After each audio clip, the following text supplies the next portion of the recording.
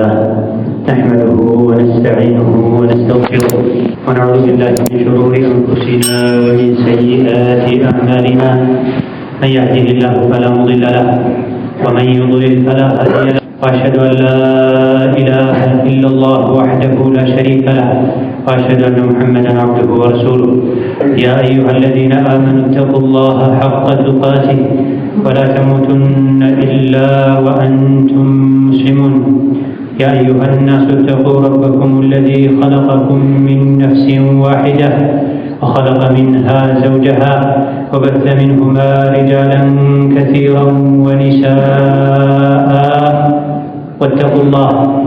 واتقوا الله الذي تساءلون به والأرحام إن الله كان عليكم رقيبا يا أيها الذين آمنوا اتقوا الله وقولوا قولا سديدا يصلح لكم أعمالكم ويغفر لكم ذنوبكم ومن يطع الله ورسوله فقد فاز فوزا عظيما أما بعد فإن أصدق الحديث كتاب الله وخير الهدي هدي محمد صلى الله عليه وعلى آله وأصحابه وسلم تسليما كثيرا وشر الأمور محدثاتها فإن كل محدثة بدعة وكل بدعة ضلالة وأوصيكم ونفسي بتقوى الله يا عباد الله فاتقوا الله تعالى حق التقوى يا الله ورجوي الله يعزكم بمتعزز የተከለከላችሁን በመከልከል ሁሌም በሁሉም ጉዳይ ላይ በሁሉም ቦታ ላይ ጌታ አላህን የሚገባውን ፍራቻ ፍሩት።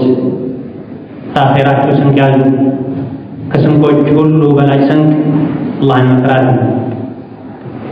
አላህን ተባረከ ወተዓላ የመፍራት ትልቁ መገለጫ ሁሌም አላህን መታዘዝ ነው። የታዘዘውን በመፈጸም የከለከለውን በመራቅና ህጉን በማክበር የአላህ ባሮች ሆይ ረመዳን ትናንት ስንጠብቀው ስንጓጓለት እንዳልነበረው እነሆ ዛሬና ነገ ትቶን ሊሄድ እየተዘጋጀን እድሜም እንደዚህ ሆኖ የሚሄደው ከህይወታችን አንድ ወር ምንም ሳናስታውቀው እንደሄደው ሁሉ ብዙ ወራቶች፣ ዓመታቶች ከህይወታችን ልብ ሳንል ተቀንሰዋል። የሰራንባቸውን ስራ ይዘው ሄደዋል። ባለፉት ዓመታት ወራት ኸይርን የሰራ ሊደሰት ሊጸና ሊጨምር ይገባዋል።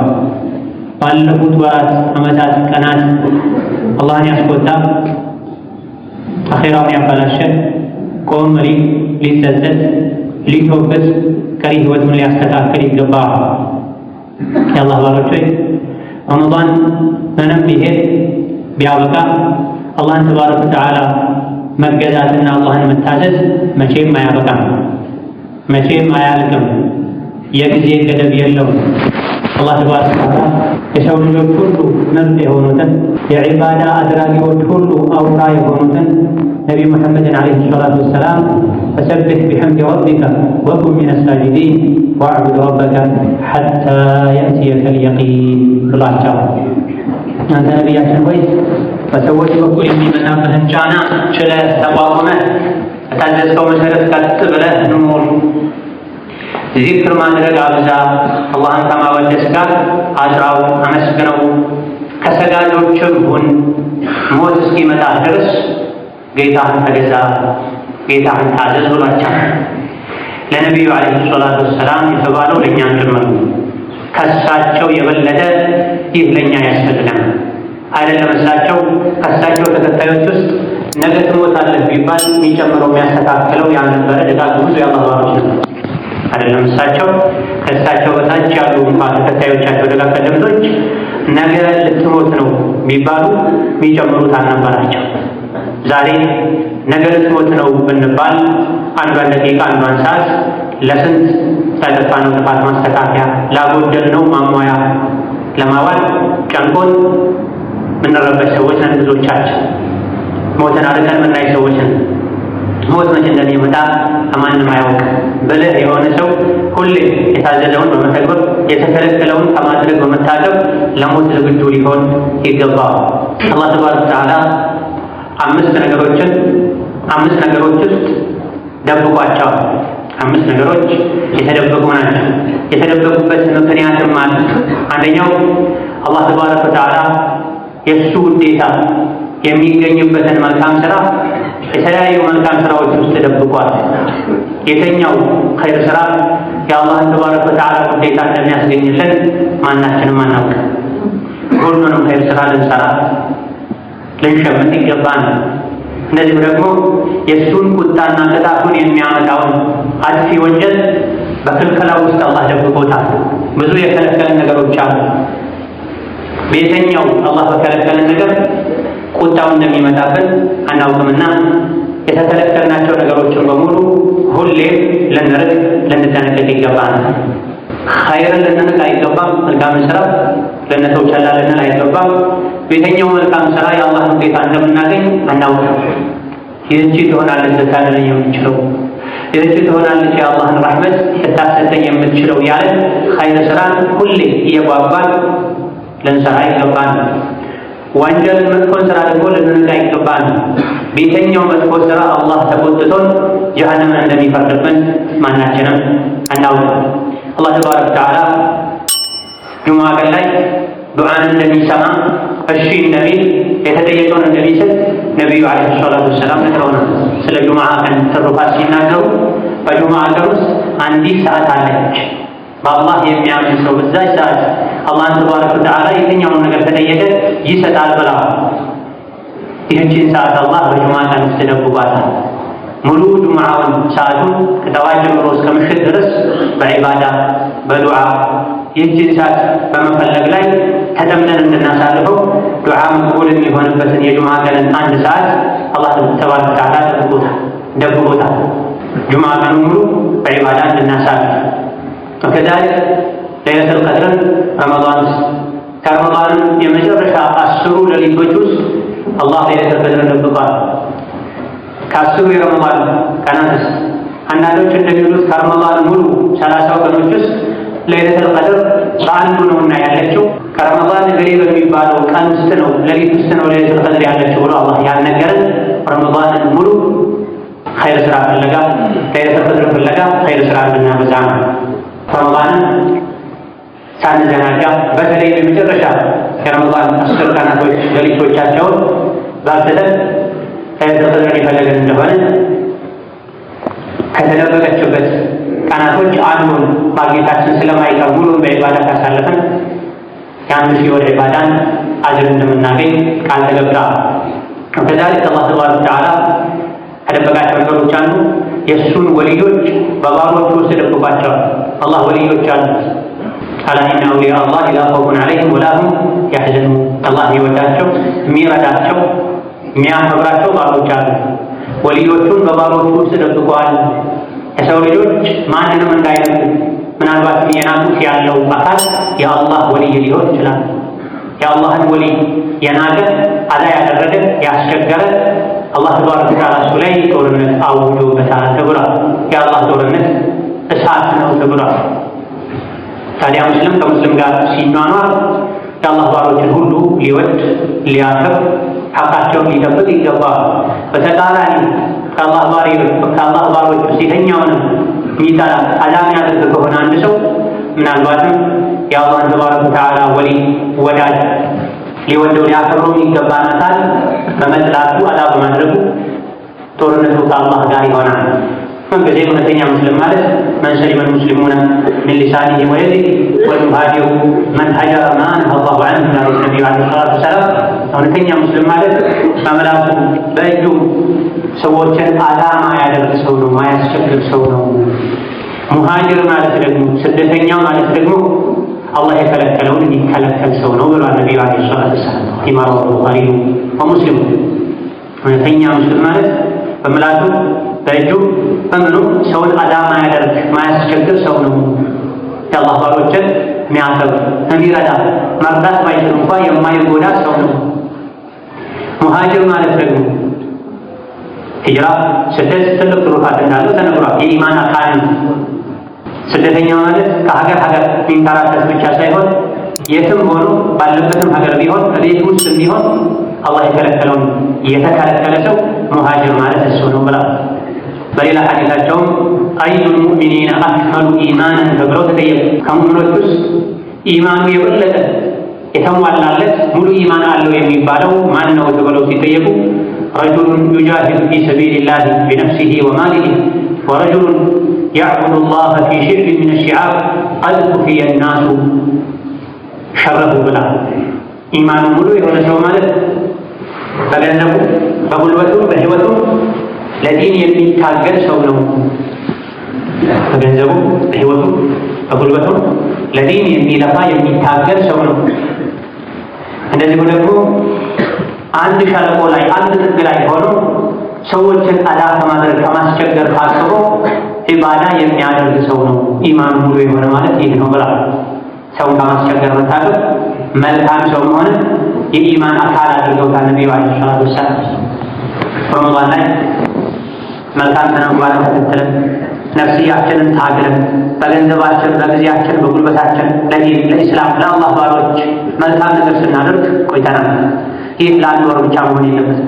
ሁሌም አላህ እንዲወደን፣ እንዲረዳን፣ እንዲያቀርበን፣ እንዲያስጠጋን ከሸይጣን ረመዳን ላይ እንደጠበቀን ሁሉ ከረመዳን ውጭ እንዲጠብቀን ልባችንን በተውሂድ ልንሞላ የአላህን ትእዛዝ ልናከብር ይገባል። የአላህን ብቸኝነት የሚገባ ልናውቅ፣ ተውሂድን ልንረዳ፣ ተውሂድን ልንጠብቅ፣ ልባችን ውስጥ የአላህ ፍራቻ የአላህ ውዴታ በበቂ ሁኔታ እንዲኖር ጥረት ልናደርግ፣ ውስጣችንን ልናጸዳ፣ አላህ የከለከለንን ነገር የትም መቼም ልንከለከል፣ ያዘዘን ልንታዘዝ፣ የአላህን ትእዛዛት ከልባችን ልናከብር ይገባል። ምድር ላይ ባለስልጣናት ህግ አውጥተው ህጉን በህግ አስከባሪ ቆሞ ሲያስከብሩ ህግ ከምናከብረው በላይ የአላህን ተባረከ ወተዓላ ህግ የትም ሆነን ልናከብር ይገባል። አላህ የከለከለው መቼም የትም የተከለከለ፣ አላህ ያዘዘን ነገር መቼም የትም መተግበር አለበት።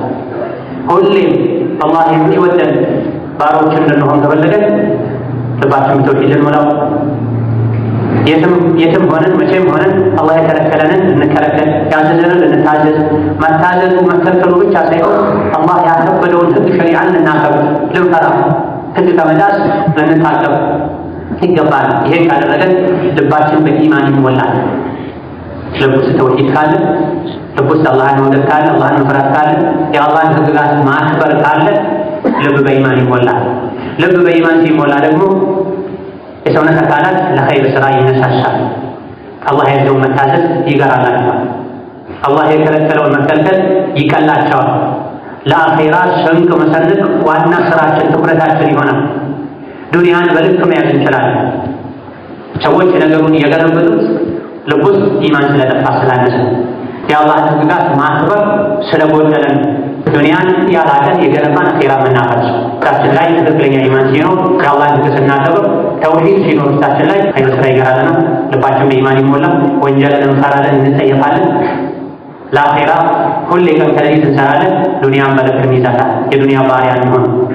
ወከዛሊክ ከረመዳን በኋላ ሁኔታችን እንዲያምር ረመዳን ላይ የጀመርነውን ትግል ኸይር ስራ አጠናክረን እንድንቀጥል ሶላትን ሁሌም አላህ ባዘዘን መልኩ ልንሰግድ ይገባል።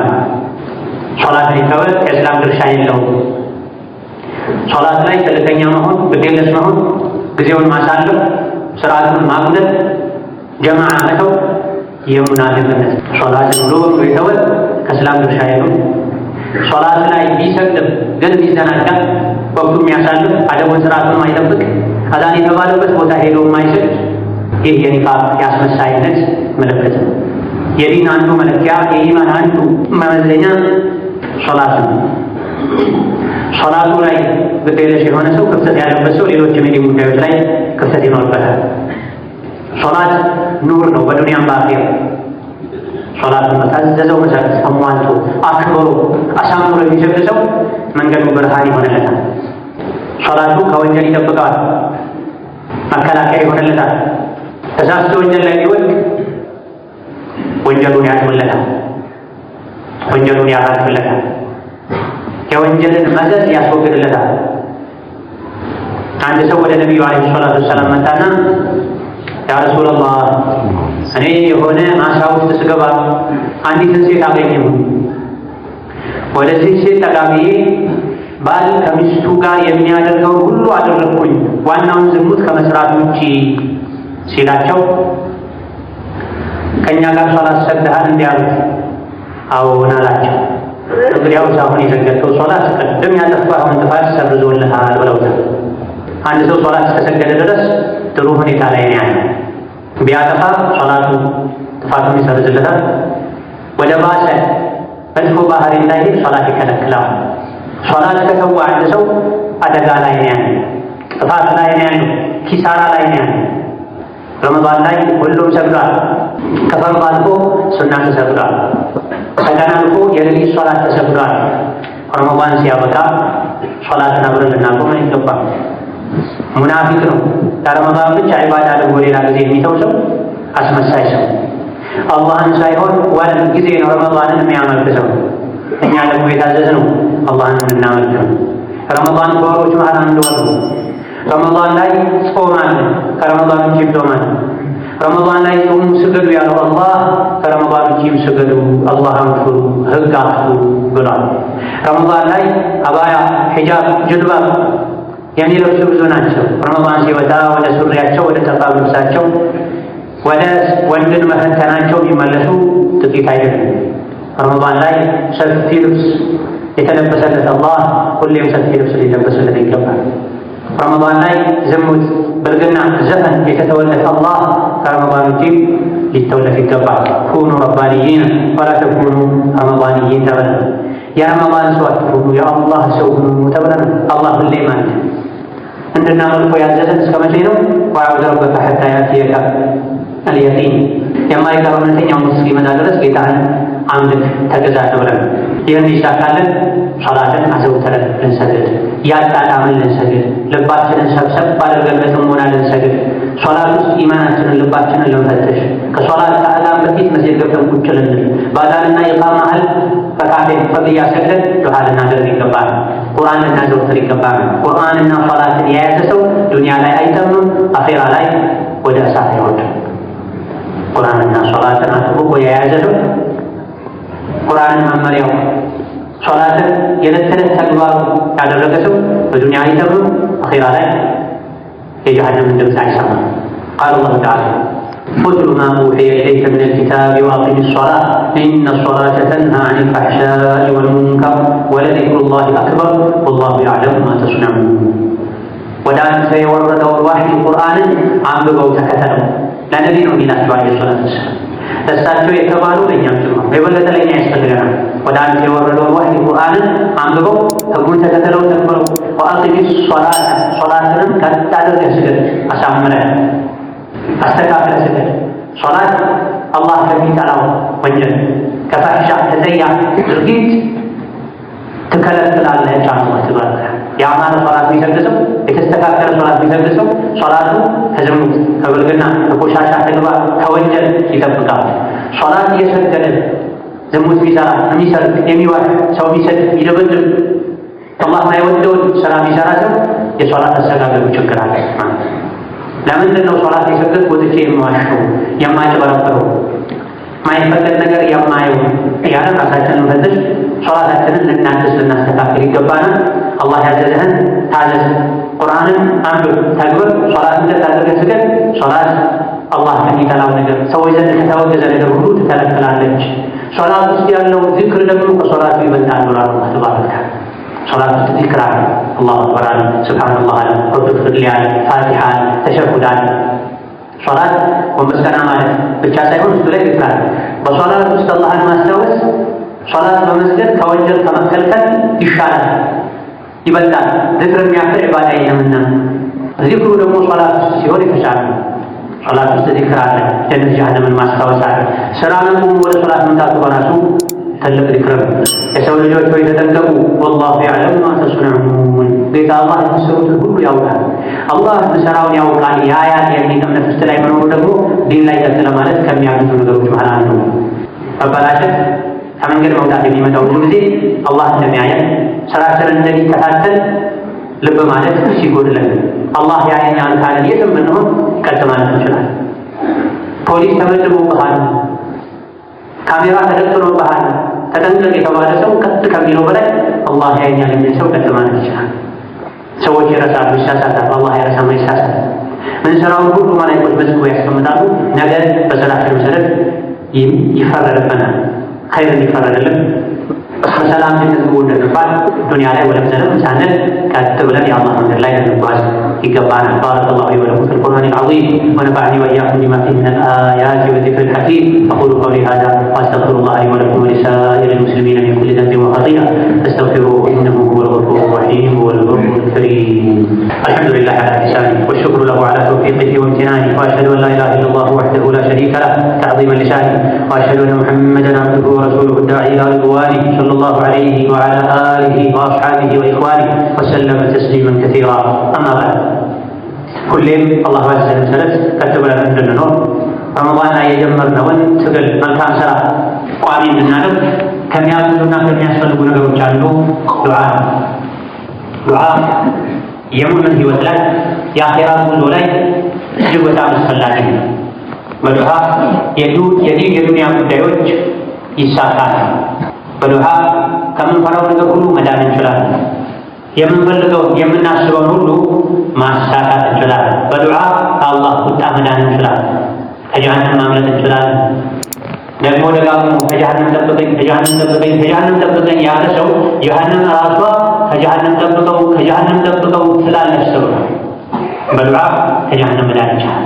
ጀነትን ስጠኝ፣ ጀነትን ስጠኝ፣ ጀነትን ስጠኝ ያለ ሰው ጀነት ራሷ ጀነትን ስጠው ብላ ዱዓ ታደርግለታለች፣ ትጠይቅለታለች ተብሎ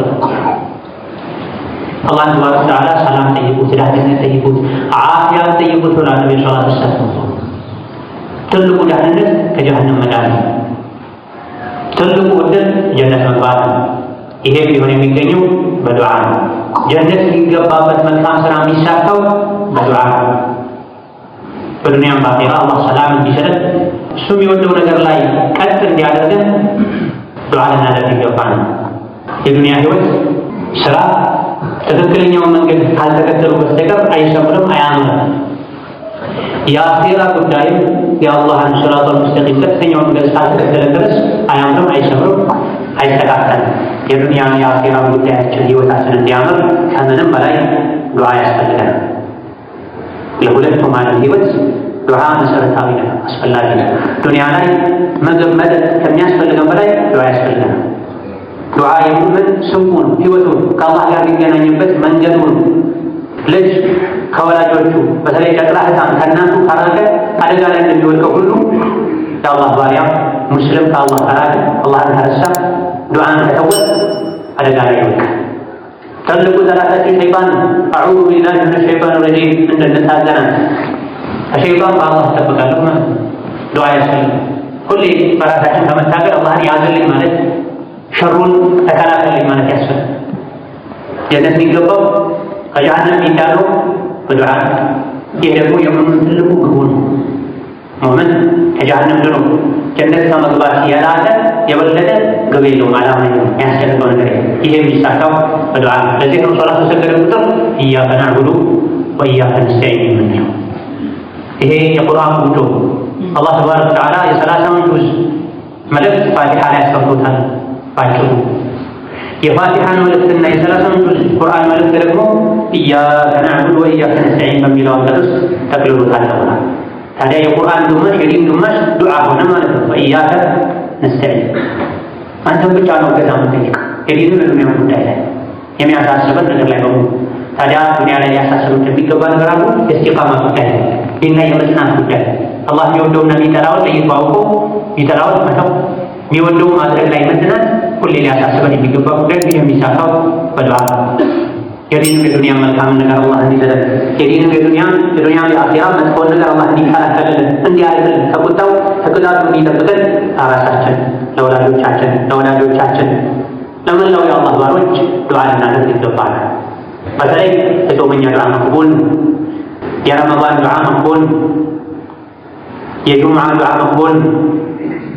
ጾመኛ እስኪያፈጥር ድረስ ዱዓው መቅቡል ነው ብሏል ነቢዩ ዓለይሂ ሰላቱ ወሰላም። ጁምዓ ቀን ላይ ዱዓ መቅቡል ነው ብሏል ነቢዩ ዓለይሂ ሰላቱ ወሰላም።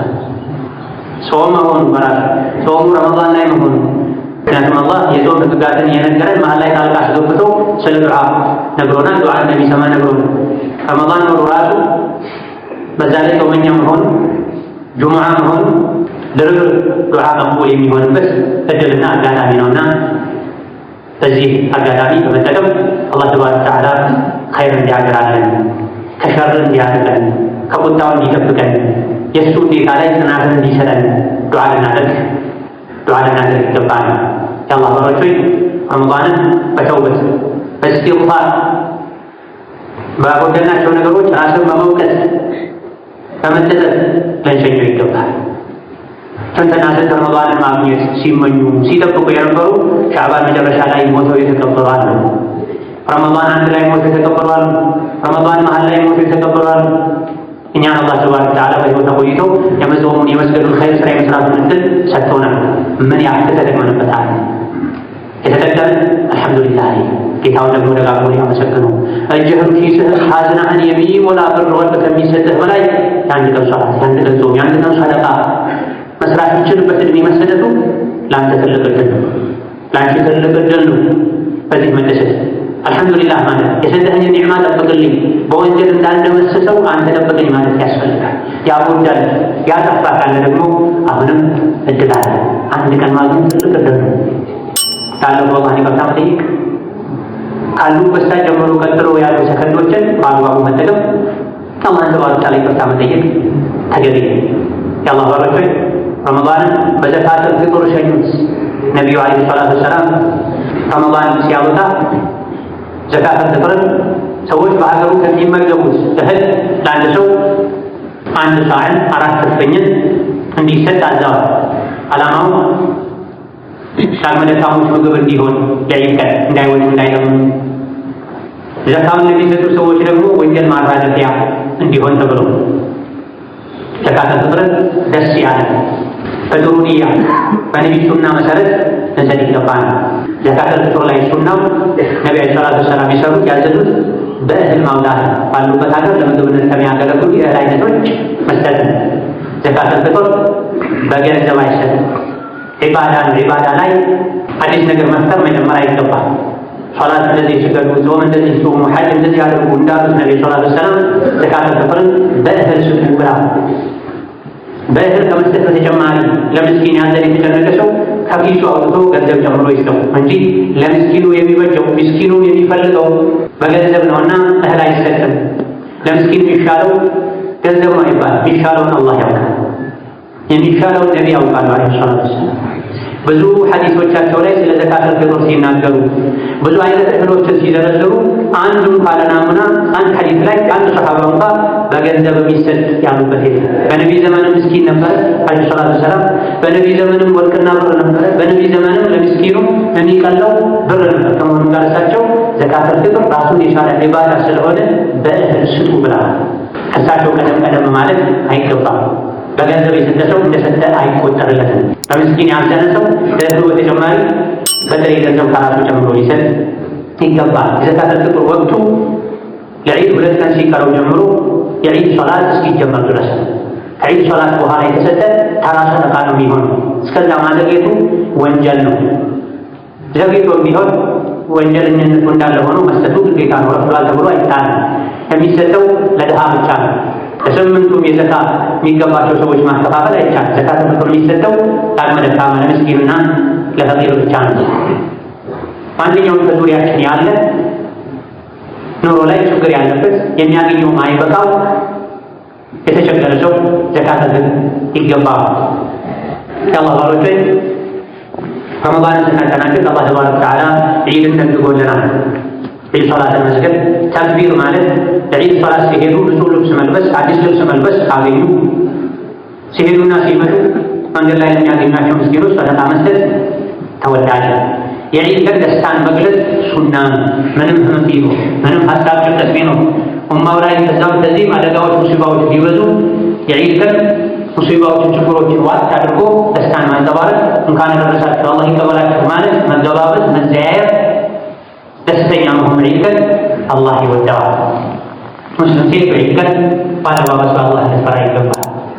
ጠባብ ልብስ መልበስ፣ የሚያብለጨልጭ የጌጥ ልብስ መልበስ፣ ሽቶ ተቀብቶ ተውቦ መውጣት ሐራም ነው፣ ወንጀል። ነቢዩ ዓለይሂ ሰላቱ ወሰላም ከቤት ሽቶ ተቀብታ በወንድ አጠገብ ብታልፍ ሽታዋ ለወንድ የሚሸት ሴት ዝሙተኛ ናት፣ ዝሙተኛ ናት፣ ዝሙተኛ ናት ብሏል። 3 ደጋግሞታል። ጠባብ አጭር ስስ ልብስ የሚለብሱ ሴቶች ጀነት አይገቡም፣ ሽታዋንም አያገኙም ብላ በዒድ ቀን ለመደሰት ተብሎ አላህን ማስፈታት አይገባም። ሴት ልጅ ቤቷ ውስጥ ከሆነች ከባሏ ጋር ከቤተሰቦቿ ጋር ሸሪዓ በፈቀደው ልክ የፈለገችው ልብስ ትልበስ። ወደ አደባባይ ከቤት ሲወጣ ግን ሰፋ ያለ ጅልባብ መለበስ አለ፣ ሙሉ ሒጃብ መደረግ አለ። ሙስሊም ሴት ከካፊር ሴት ባለባበሷ በሐያዋ በአደቧ መለየት አለባት። አላህ ተባረከ ወተዓላ ረመዳንን በአማን በሰላም በተደጋጋሚ ከሚያገኙ ባሮቹ ያደርገን። ረመዳን ላይ የሰራናቸው መልካም ስራዎቻችንን አላህ ይቀበለን፣ ያጠፋናቸው ጥፋቶቻችንን ይቅር ይበለን። ሀገራችንን አላህ ሰላም ያደርግልን፣ መንደራችንን አላህ ሰላም ያደርግልን፣ ቤቶቻችንን አላህ ሰላም ያደርግልን፣ ርዝቃችንን አላህ ሰፊ ያደርግልን፣ ልጆቻችንን አላህ ያስተካክልልን፣ ራሳችንን አላህ ያስተካክልልን። ربنا آتنا في الدنيا حسنة وفي الآخرة حسنة وقنا عذاب النار. اللهم إنا نسألك الهدى والتقى والعفاف والغنى. اللهم إنا على ذكرك وشكرك وحسن عبادتك. اللهم إنا على ذكرك وشكرك وحسن عبادتك.